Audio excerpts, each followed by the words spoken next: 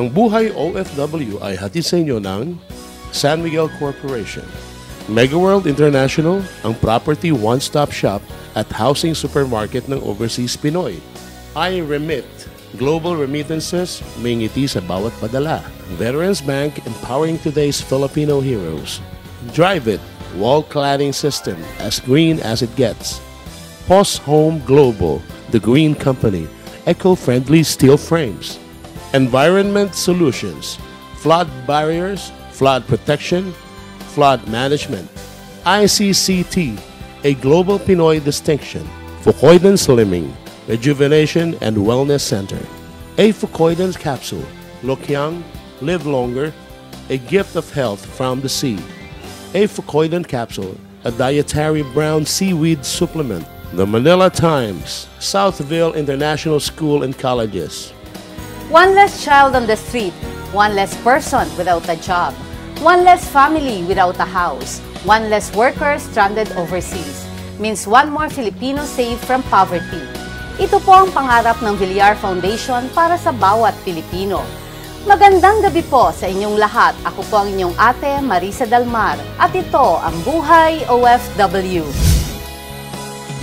Ngayong gabi po'y makakapanayam natin ang Managing Director ng Villar Foundation na walang patid ang pagtulong sa ating mga OFW, si Congresswoman Cynthia Villar. Pag may sumulat sa amin na may mga relatives sila sa abroad na nagkakaproblema, hindi makauwi, yun ay tinutulungan namin.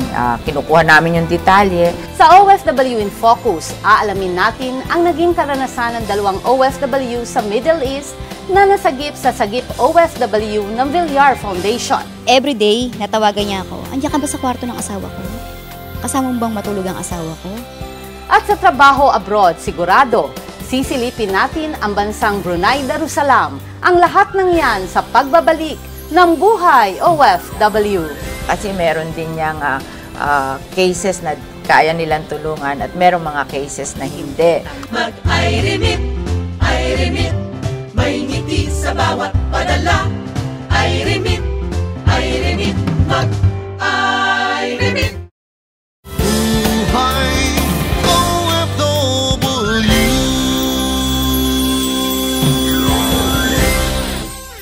Buhay OFW.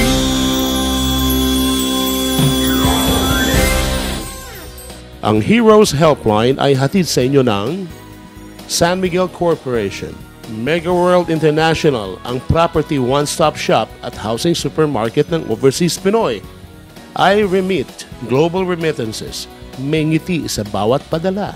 Veterans Bank, empowering today's Filipino heroes. Fukoidan Slimming, Rejuvenation and Wellness Center. A Fukoidan Capsule, look young, live longer, a gift of health from the sea. A Fukoidan Capsule, a dietary brown seaweed supplement. Southville International School and Colleges.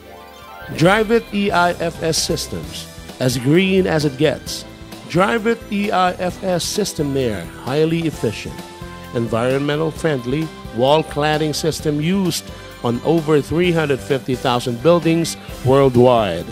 Wide selection of textures, styles and colors to choose from, creating endless possibilities. Drive It EIFS Systems, one source, one system, total solution.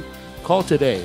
Dial 632-889-1172 Philippines or email us at info@solteraph.com or visit us at www.solteraph.com. Magandang gabi po sa buong Pilipinas at syempre nandito na naman po kami sa Buhay OFW. Napapanood niyo po kami syempre mga kapatid natin sa USA, sa Guam, Italy, United Arab Emirates, Saudi Arabia. Kami po'y maligaya dahil makakasama po natin dito ang ating representante ng mga OFW. Kikilalanin po natin ang ating mabait na kapatid, si Congresswoman Cynthia Villar. Magandang gabi po, Congresswoman Cynthia Villar. At syempre, kapatid network tayo, kapatid Cynthia. Magandang gabi. Magandang gabi sa iyo, kapatid na Marisa. And ako ay nagagalak makasama mo dito sa ating program na Buhay OFW. Lahat po kami natutuwa dahil ngayon po ang ating First Lady na Las Piñas at talaga naman pong First Lady ng mga OFW ay talagang kasama natin at ang ating si Senator Villar, ang ating naging Impact Awardee at syempre dumalo rin ang ating si Congressman Mark Villar. Ayan. Sige, ngayon po, Congresswoman Cynthia, kapatid Cynthia, pag-usapan muna natin, naging Congresswoman ka, ano ba yung masasabi mo naging legacy mo bilang Congresswoman? Ano yung pinakamagandang proyekto na sa tingin mo ay naging maligaya ang iyong mga constituents? Siyempre, noong 2002, the year after my election, in-start ko yung aming Las Piñas Zapote River Rehabilitation Program o tinatawag naming sa GIP Ilog. Naglinis kami ng ilog dahil napansin namin, nag-i-start na kami bumaha and ayaw naman namin bumaha dito sa Las Piñas.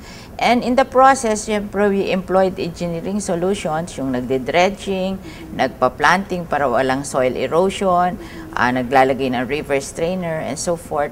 But in the end, we realized na ang problem is garbage. And so we have to take care of this garbage na hindi itapon ng mga tao sa ilog nang ang aming ilog ay maging malinis. And doon namin na-discover yung technology para ma-process namin ang mga garbage. At ito ang nagbigay ng hanap buhay sa marami naming kababayan dito sa Las Piñas. Itong processing of garbage, nakakreate kami ng mga green social enterprises. Kapatid Cynthia, maraming nagsasabi itong Villar Foundation. We have been hearing it na 20 years na pala. Parang kadali-dali pero 20 years na. Maraming mga kapatid natin na natutulungan ng Villar Foundation. Ang major advocacy or programa ng Villar Foundation is one, yung assistance to OFW. Yes. Number 2 is yung aming environmental project.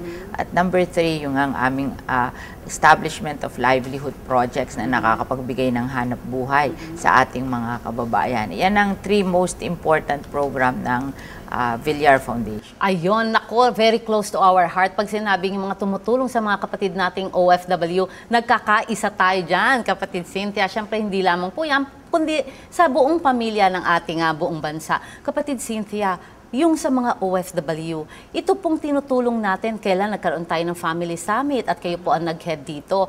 Paano talaga natin nabibigyan ng tunay na serbisyo mga OFW natin? Siyempre, pagka nagkakaroon ng patration, tumutulong tayo diyan. Nagkakaroon po ng mga distressed family sa OFW. Ano pong direktang tulong ang naibibigay nyo sa ating mga OFW? Ang una-una yung repatriation. Pag may sumulat sa amin na may mga relatives sila sa abroad na nagkakaproblema, hindi makauwi, yun ay tinutulungan namin. Kinukuha namin yung detalye, binibigay namin sa DFA, hinahanap nila, at kung ayos ang papel para makauwi, yun, nagbibigay kami ng pasahe para makauwi sila. Ngayon, yung iba pagdating dito, may sakit, tinutulungan din natin magpagamot. Yung iba naman nakauwi on their own, pero pagdating dito may sakit. Katulad nun si Alfred Salmos na nanggaling sa Saudi Arabia na nasunog doon, yung electrocute. So nakauwi naman siya, kaya lang deform yung body niya. He has to undergo 3 operations sa Philippine General Hospital. Yun yung tinutulungan namin. So hanggang ngayon po, dire-diretso pa po ito. Meron naman na pagdating dito, kabuhayan naman ang problema. Yes. So nagbibigay din kami ng kabuhayan. In fact, this month, meron kami 7 pamilya ng OFW na bibigyan namin ng sari-sari store. And magbibigay kami sa kanila ng sari-sari store sa 7 pamilya. Another example is si Mary Ann Davatos from Castellana, Negros Occidental.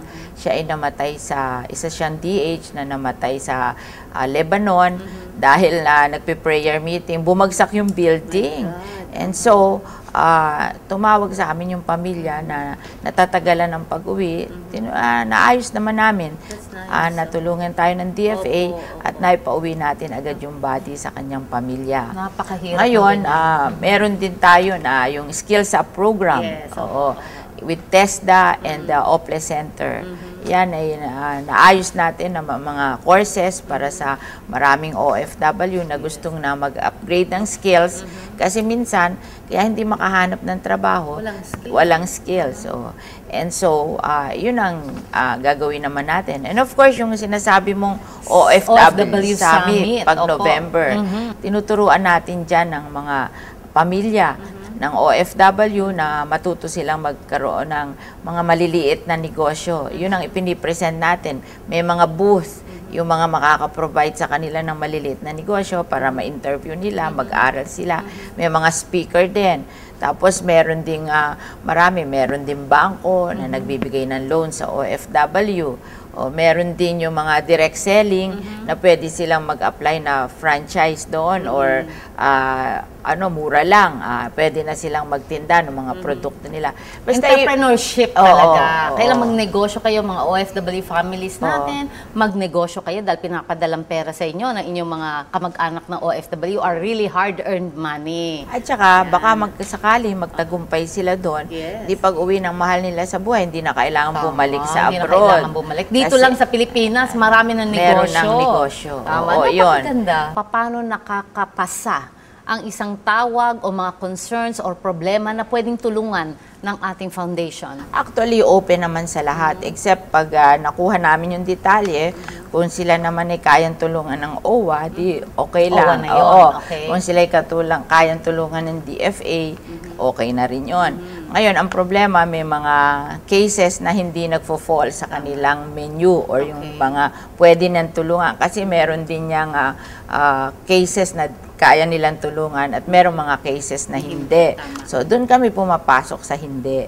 Oo, kasi minsan out of the box yung mga problema. So, tumutulong kami doon.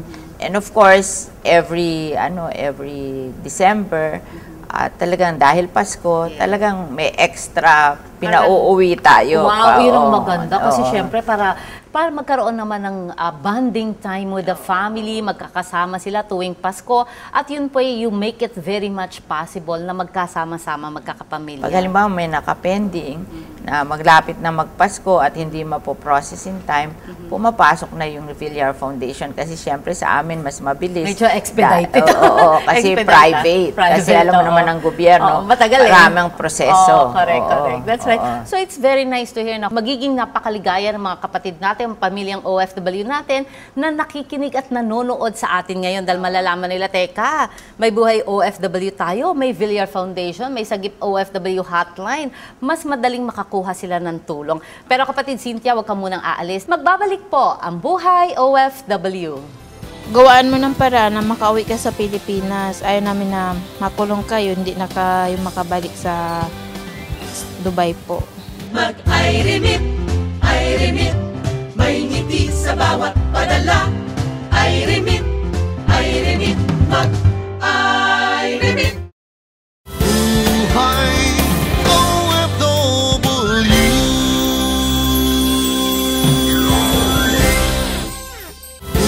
Buhay OFW.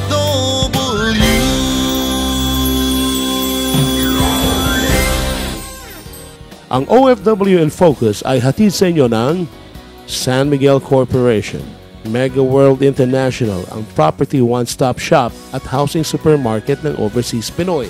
I-Remit Global Remittances, may ngiti sa bawat padala. Veterans Bank empowering today's Filipino heroes. ICCT, a global Pinoy distinction. POS Home, the superior eco-friendly steel frame construction materials. POS Home steel frames are termite-proof, fireproof, and can resist strong earthquakes. POS Home steel frames are energy efficient, since POS Home steel frames are less affected by temperature or humidity change, saving you money for heating and air conditioning costs. Call us at 632-889-1172 Philippines or email at info@solteraph.com, or you may visit us at www.solteraph.com.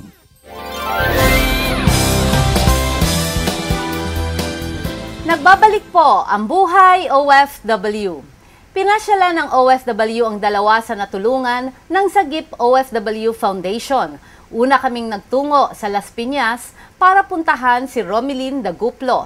Si Romelyn ay nagpunta sa Dubai upang mamasukan bilang household service worker. Alam na niya noon na siya ay nagdadalang tao. Ang hindi niya alam, kinukulong pala ang mga babaeng nagdadalang tao na walang asawa sa Dubai. Magandang gabi sa iyo, Romelyn. Magandang gabi din po, Ate Marisa. Romelyn, bakit gusto mo magtrabaho sa abroad? Gusto ko lang po makapag-ipon ng pera kahit konti man lang. Paano ka nakarating sa ibang bansa? Buntis ka na. Hindi pa naman halata po na buntis eh. Doon na po lumaki yung tiyan. Doon na halataan na po. Paano ka nakalusot sa agency mo? Hindi po naman nila nalalaman kasi hindi kami pinag-pregnancy test. Tapos doon, nung dumating kami doon sa talaga ng may-ari ng agency dito, sabi niya, buntis ka no? Sabi ko, hindi po. After 1 week, nalaman na lang po nila na buntis ako. Nagalit yung agency kasi daw, sayang. Tapos andun na daw ako, sayang daw yung oras at saka panahon nung pinunta ko doon na buntis ako. Hindi ako makapagtagal na magtrabaho. Pagdating mo ng Dubai, ano ang sinabi mo sa amo mo? Siyempre nakita niya na buntis ka, di ba? Sabi ko, ma'am, sorry po, buntis ako, magdadalang buwan. Sabi niya, what? Nashock siya, tapos natuwa rin. Sabi niya, anong gagawin natin? Sabi ko, tawag tayo sa agency. Tapos yun, sinabi niya sa agency na buntis ako. Ano ang nangyari? Natatakot ako ba kung doon ako manganak, baka po ako ma-hemorrhage. Takot din ang amo ko din kung anong mangyayari sa akin. Baka daw maano yung bata, siyempre po wala akong ID. Kailangan po na mayroong ID sa ibang bansa. Ano ang maaaring mangyari sa'yo pag nalaman ng gobyerno nila na buntis ka? Kulong. Kunin ka sa amo mo, dalhin ka sa kulungan. Tapos hanggat mga naka doon, kunin ng government yung bata. Ayoko po. Gusto ko po makasama yung bata. So ibinalik ka ng amo mo sa agency. So ano ngayon na nangyari? Doon po, pinapagalitan kasi daw, bakit di ko sinabi sa agency na buntis ako. Tapos sabi ko, sorry po kung hindi po ako nagsasabi sa inyo ng totoo. Gusto ko po kumita ng pera. Wala akong trabaho dito sa Pilipinas. Kahit konti lang. Sabi niya, sige, dito ka lang hanggang may ticket ka. Pero gawaan mo ng paraan na makauwi ka sa Pilipinas. Ayaw namin na makulong kayo, hindi na kayo makabalik sa Dubai po. Paano ka nakabalik ng Pilipinas? Tumawag yung OWA po, tutulungan daw ako ni Mrs. Villar. Tapos pinuntahan namin, siguro 3 araw po, mayroon na po akong ticket na makauwi na sa Pilipinas. Sobrang tuwa ko po kasi makauwi na ako, hindi na ako makulong. Ay, nako. Anyway, salamat, Romelyn. Sa susunod, huwag sugod ng sugod. Dapat pag-iisipan muna na maigi ang mga desisyon mo, lalo na kung may buhay na nakataya. Maraming salamat din po sa inyo, Ma'am Maris. Tsaka po, maraming salamat din po sa tulong ni Mrs. Congresswoman Cynthia Villar po sa kanilang taos-pusong tulong po at saka pasasalamat po sa kanila. Sana po marami pa silang matutulungan na katulad ko rin po. Nandun pa sa Dubai. Matapos po ang aming pakikipagkwentuhan kay Romelyn, nagtungo po ang buhay OFW sa Cabuyao, Laguna para dalawin namin si Joanna Lynn Pascua. Isa po si Joanna Lynn sa marami nating mga OFW na tumakas sa kanilang amo dahil po sa hindi makataong pagtrato. Tinulungan po siya ng Villar Foundation para muli niya makapiling ang kanyang mga mahal sa buhay. Magandang gabi sa iyo, Joanna Lynn. Magandang gabi rin po, Ate Marisa. Bakit mo naisipang magtrabaho sa abroad? Actually, para po sa pamilya ko, makapag-aral po yung 3 anak ko sa maayos na school. Then mapaayos po yung bahay namin, actually, at saka po yung, siyempre, magandang kinabukasan po talaga para sa pamilya ko. Anong naging karanasan mo sa amo mo sa Dubai? Pagdating ko po sa kanila, meron po silang isang katulong na Ethiopian. Pagdating ko, gabi po kami napunta sa kanila, pinakain ako, pinatulog na ako. Pero in-entertain naman nila nung babae, ako, at saka yung mga anak niya, pinakilala niya.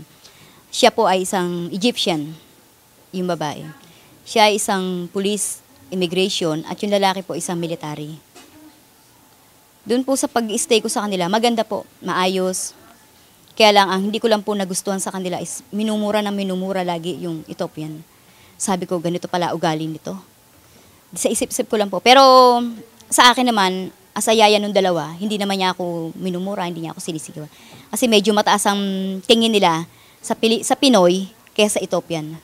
Pero pagdating yung doon, talagang mababa ang tingin nila sa mga Pilipino. Gano'ng kakatagal doon?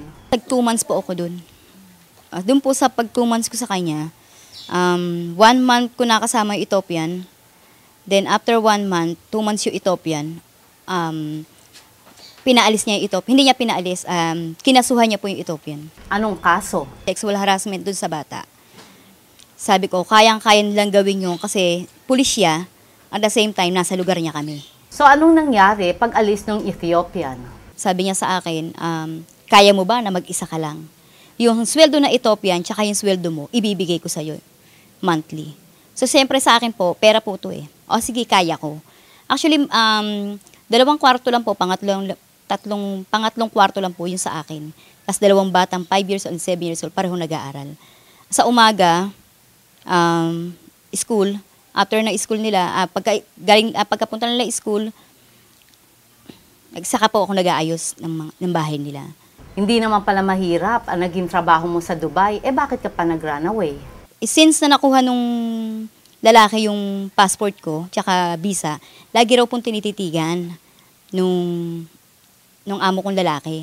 Kasi yung amo kong lalaki tsaka yung babae, parehong Egyptian Arabo, pareho silang 28 years old, mga bata pa po. Tapos since noon, lagi yung babae, lagi na mainit ang ulo sa akin. Tapos hanggang sa nagkaroon kami ng pagtatalo, kasi nga sinasabi niya sa akin, bakit yan sir mo?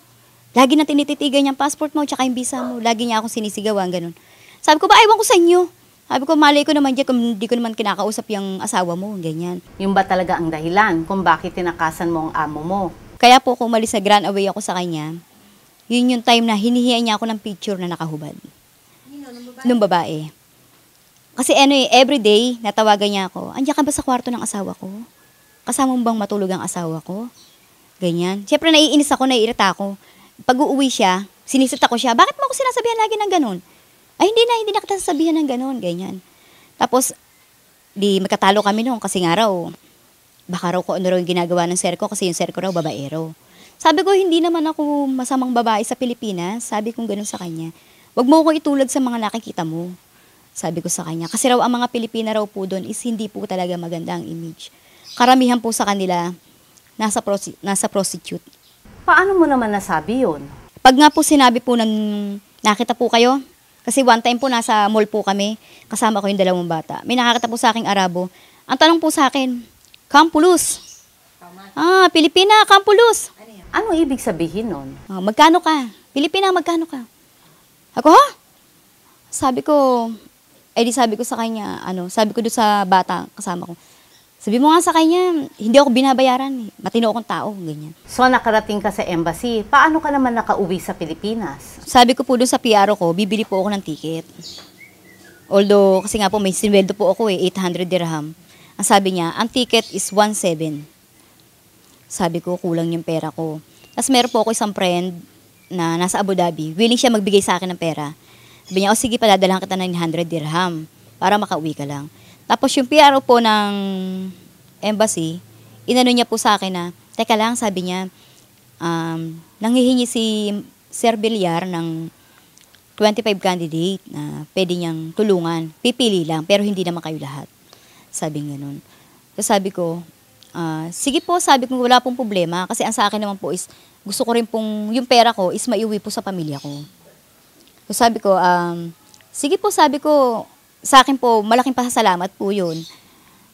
Tapos after po noon, nagsabi po yung PRO na, "O Neng, sabi niya, nakuha ka ni Sir," sabi gano'n, ni Ma'am Cynthia. Sabi ko, "Ay talaga po, 4 po kami." Bali 3 po kami dun sa ward na nakuha, plus po yung isa si Romelyn, na sa outsider naman po siya. So ano na ngayon ang plano mo? Gusto ko po sana uli mag-abroad. Wala pong dala.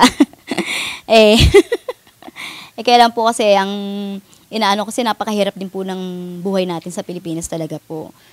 Tulad ko po, nawala rin naman trabaho, konting business, nakikiangkat-angkat po. Yung mister ko, nawalan din po ng trabaho. So, nagbabayad po kami ng bahay, ng kuryente, ng tubig. Mga anak ko nag-aaral po. So, talagang gusto ko pa rin makapag-abroad.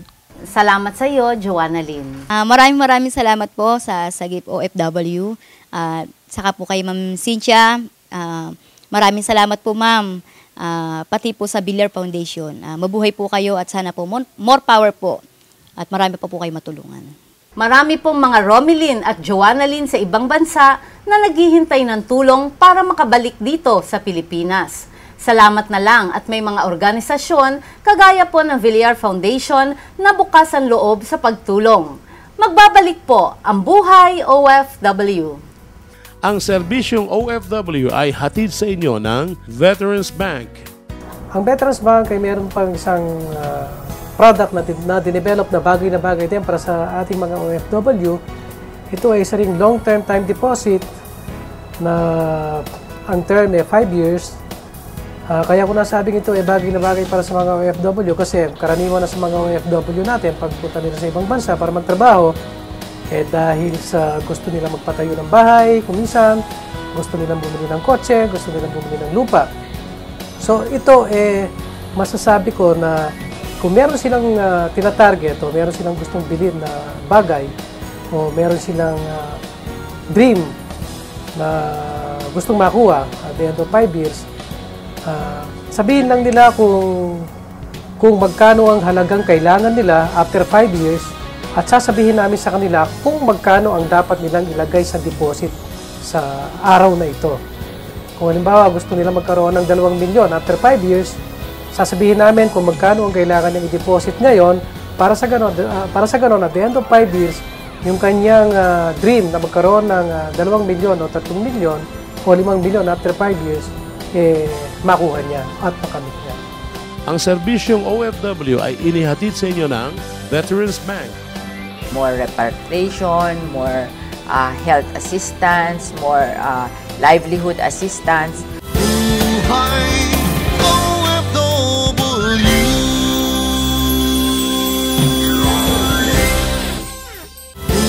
Buhay OFW.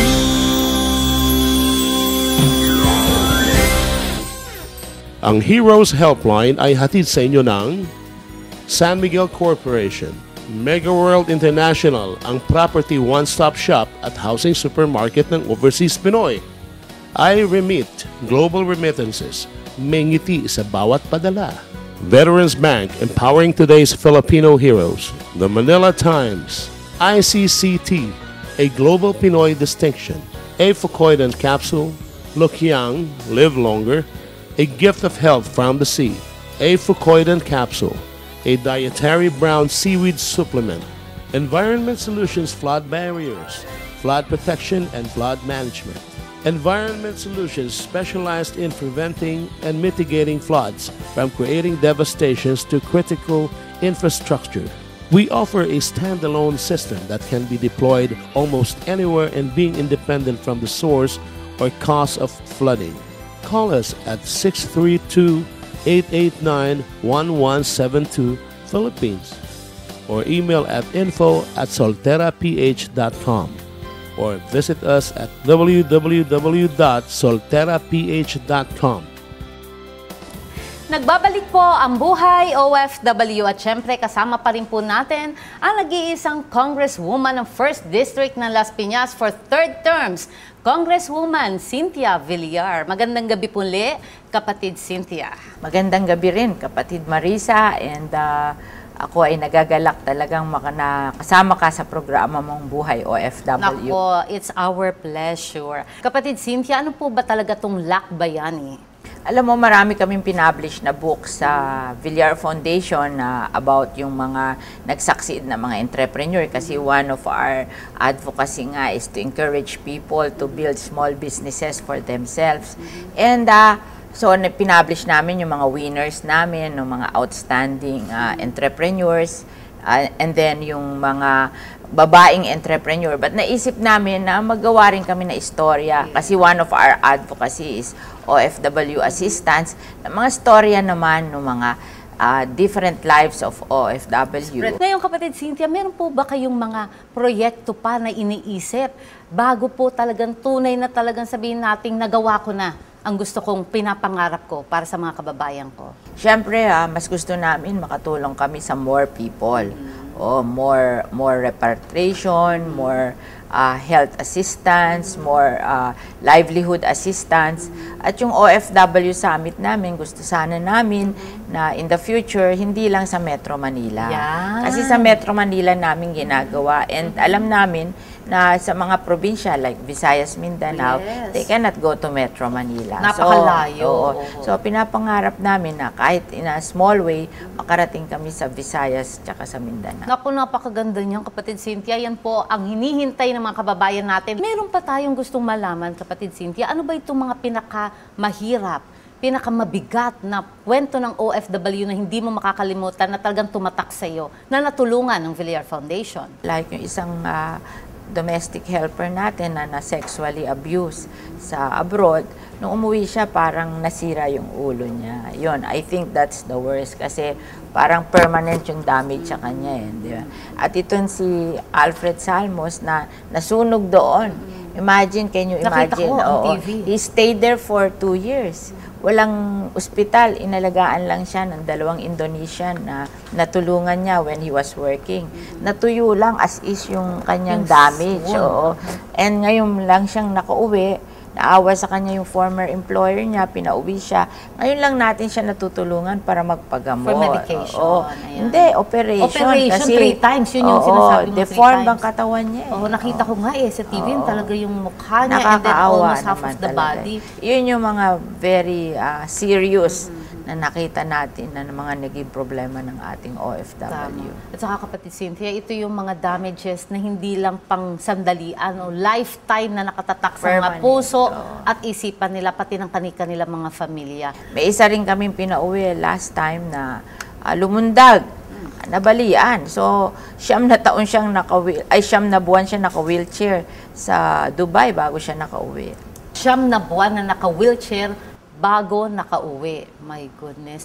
Talaga palang kuminsan ba, was there a time, kapatid Cynthia, na parang pati ikaw, yung problema nila, na na-absorb mo ba? Talagang para kang doktor, para kang abogado, para kang lahat na-absorb mo itong mga problemang to. Was there a time na parang hanggang sa bahay, dala-dala mo pa yung mga naririnig mong ganyan, nalalaman mo Nalulungkot kwento? ka kasi iniisip mo na kung sa'yo nangyari yon.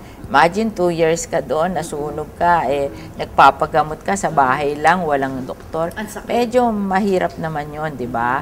And yung anxiety mo doon. At saka yung mga talagang naabuso na walang nakatulong agad na to the point na nasira na yung ulo. Mabigat talaga yon. Pwede bang bigyan mo ako, kapatid Cynthia, ng magandang storya para ma-enlighten naman ang ating gabi? Katulad na, tinatanong nga nila, bakit ito ang naging advocacy namin? Kasi nung una kaming nagawa ng bahay, the first house that we did is for an OFW family.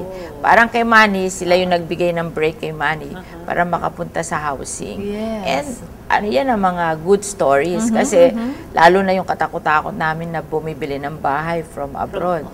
That means good stories sila kasi nakuha nila yung dream nila na makapagpundar ng bahay para sa kanilang pamilya.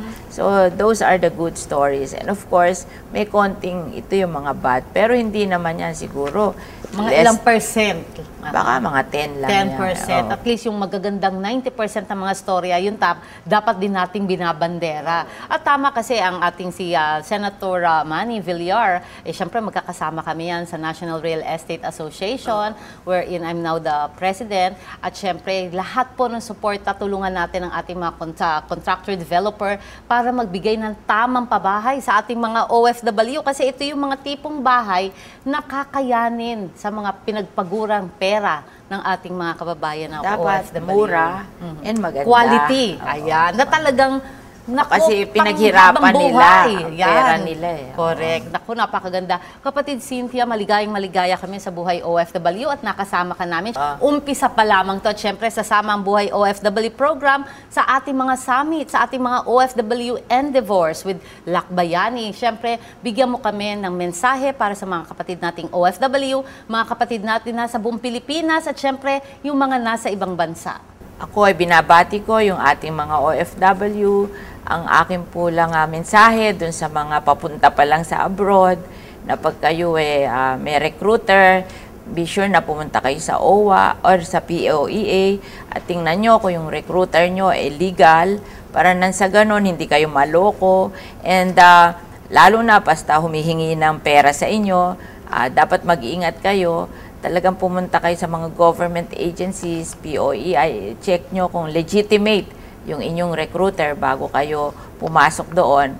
At pag naman kayo ay pupunta sa abroad, isipin nyo na ang pupuntahan nyo ay trabaho, hindi to pamamasyal. Kasi marami ang nadidisappoint dahil akala nila parang na-excited silang pumunta sa abroad, kala nila tourist sila.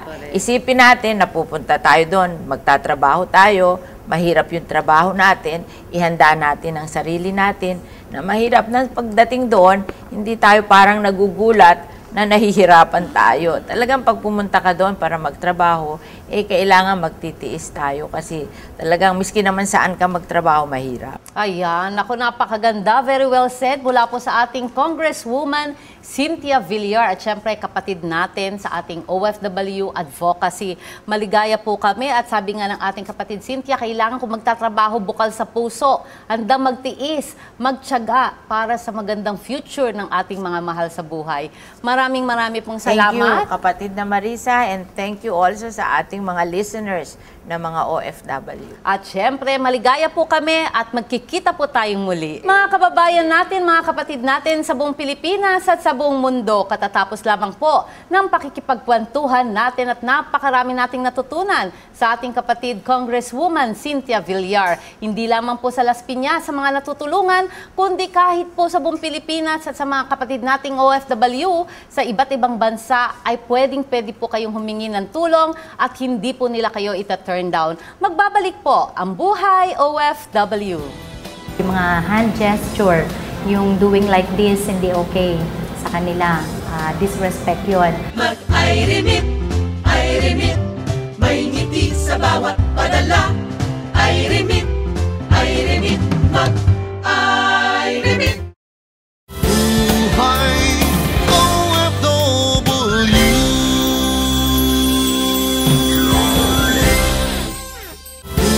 Buhay OFW.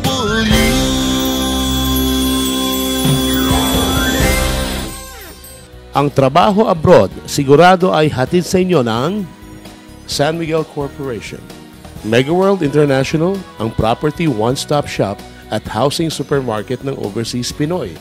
I-Remit, global remittances, may ngiti sa bawat padala. Veterans Bank, empowering today's Filipino heroes. Investment opportunities para sa OFW hatid ng Mega World. Pilipinas, isang kaakit-akit na bansa, blessed with beautiful natural wonders and world-class vacation destinations. Isa sa pinaka-accessible destinations from Metro Manila at sikat na bakasyunan ng pamilya, ang Tagaytay. Ito'y kilala dahil sa Taal Lake and Taal Volcano. Paborito rin itong puntahan dahil sa malamig at relaxing weather all year round. Inihahandog ng Mega World International, ang property one-stop shop at housing supermarket ng Overseas Pinoy. ang isang prime residential investment sa Metro Tagaytay, Twin Lakes. Twin Lakes offers a vacation lifestyle na walang kapantay dahil ito ay first and only vineyard resort community sa Pilipinas. Imagine every day, pwede kang mag-relax by the fireplace sa inyong bahay, mag-shop and dine in style, o kaya naman mag-horseback riding. Lahat ng ito magagawa mo from your Twin Lakes community. Sa mahigit na 1,100 hectares of land, nasa iyo ang lahat ng luxuries. Sa Twin Lakes, pwede kang tumira sa themed residential villages tulad ng Domaine Le Jardin na may residential lots. Dito, pwede kang magtayo ng sarili mong bahay. Meron ding condominium project na ang tawag ay Twin Lakes Vineyard Residence. Sa Twin Lakes, ma-experience mo ang isang exciting European wine culture right in the Philippines. Katabi ng Twin Lakes Vineyard ang isang French-inspired wine chateau. At dahil resident ka ng Twin Lakes, matitikman mo ang wine na gawa right in your community. Meron pang ibang ino-offer sa Twin Lakes, tulad ng hotel and spa, 18-hole championship golf course, sports amenities, nature park, shopping village, town center, plantation estates, lakeshore community, retirement community, at wellness center. Twin Lakes in Tagaytay, where there are so many things to see, do, and enjoy. Only from Mega World International, ang property one-stop shop at housing supermarket ng Overseas Pinoy. Hindi ba't nakaka-excite na mag-invest in this Mega World property in Tagaytay? Contact the Mega World International office in your territory for inquiries.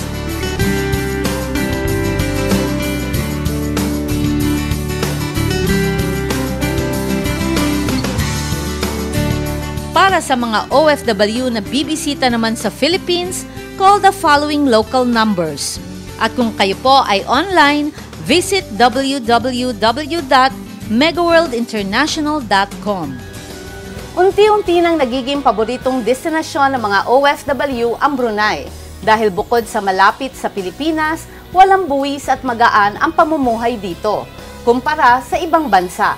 Sa ngayon, ilan sa mga pangangailangan nila ay ang mga kahera, family driver, service crew, civil engineers, karpintero, mga guro at tagapagluto.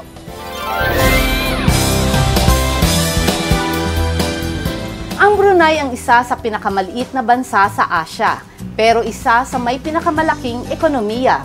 Mapuno, maraming unggoy, at saka tahimik, peaceful na bansa. And ang mga tao, mababait naman. Ang Brunei, sabi nga nila, since napakaliit ng population, talagang may mga pagkakataon na pag may nawalan, talagang pag binalikan mo, nandun pa. Kumpara sa Malaysia, mas konserbatibo ang kultura ng Brunei. Kaya marami rin tayong dapat ingatan sa bansa nila. For example, yung mga hand gesture, yung doing like this, hindi okay sa kanila. Disrespect yun. So yung ganito mo, igaganon mo, ibababa mo ganon, yun yung gagamitin mong panturo sa mga tao. Yung ipopoint mo yung index finger mo na ganyan sa kanila, bawal. Yung mga bata, hindi mo sila pwedeng i-touch sa head nila. Oo, disrespect din yun. And if you're pointing to a direction, for example, may nagtanong sa'yo, this place, hindi rin dapat nakaganon. So you have to use ganito. Ayan, gesture na ganyan. 60% ng mga naninirahan sa Brunei ay mga Muslim. Kaya kinakailangan nating respetuhin ang kanilang tradisyon at relihiyon. Yung Friday, syempre holy yun para sa mga Muslim. So in-expect nila yung mga non-Muslims na igagalang naman yung kanilang pagdarasal. Actually, welcome naman ang mga non-Muslims sa mga mosque nila, no? Thursday night, except Friday, kasi nga yun ang mas holy para sa kanila. Tapos pagpasok mo sa loob, be careful not to touch yung kanilang holy book, the Quran. Tapos yung dadaan ka sa harap ng isang nagdarasal, yun, hindi maganda. Since mas lamang ang Muslim doon, yun yung pakakaingatan natin, na ma-offend natin sila. Kasi ang Pinoy masayahin, alam mo naman. Minsan walang pakialam, basta mag-iingay sila kung gusto nila. Pag may mga gathering sila, iinom sila, ganyan, na hindi nila nakukonsider na yung mga katabi nila mga Muslims. Bawal yung alak doon. Pag mga foreigners, may mga limit kung ilan yung cans of beer, for example, na pwede mong ipasok sa lugar. At saka yung street food, dapat may mga certain places na doon mo lang siya kakainin. Di ba sa atin, kunyari, bili kang kwek-kwek, fishball, o lakad kakain ka, iinom ka, ganon. Doon hindi pwede. Kailangan nasa isang lugar ka lang. Pwede lang yon kung may mga picnic at saka may mga food fair. Pag Hari Raya nila, puwasa, katumbas ng Ramadan, kasi 30 days of fasting yon. So, be careful na wag mo silang aalukin ng pagkain kasi nagpa-fast nga sila, or else yung kakain ka sa harap nila. Affordable ang cost of living. Tama lang yung presyo ng bilihin sa kung anong sweldo meron ka. Taxi at bus ang karaniwang pampublikong transportasyon sa Brunei. At ang kanilang weather, Tropical, katulad ng Pilipinas at Malaysia. Kaya lang walang masyadong, walang distinct wet season. Madalang ang ulan. dapat din tayong maging disiplinado pagdating sa kalsada. Alam mo doon, pag kunyari, bibili ka ng something, di ba pag may driver ka, o you just wait, ganon. Sila hindi pwede. I-off mo yung engine mo at saka i-off mo yung air condition mo. So, matipid, disiplinado. Ayan. Saka susunod ka talaga. Sabi nga, pag dumaan yung party ng sultan, nakahinto talaga lahat. Hindi katulad sa ibang lugar na talagang susunod, ganyan, makikipag-unahan pa. Don't you have to stop. Narito po ang mga katangiang inaasahan nila mula sa ating mga OFW. Siyempre, to be hardworking, matutong magtiis, sumunod sa mga rules and regulation ng lugar para hindi tayo nakaka-offend ng kultura ng iba. Kaya lumugar, especially yung pananamit. Sa susunod na Buhay OFW, ipapakilala namin sa inyo ang Turkish Chamber of Commerce of the Philippines.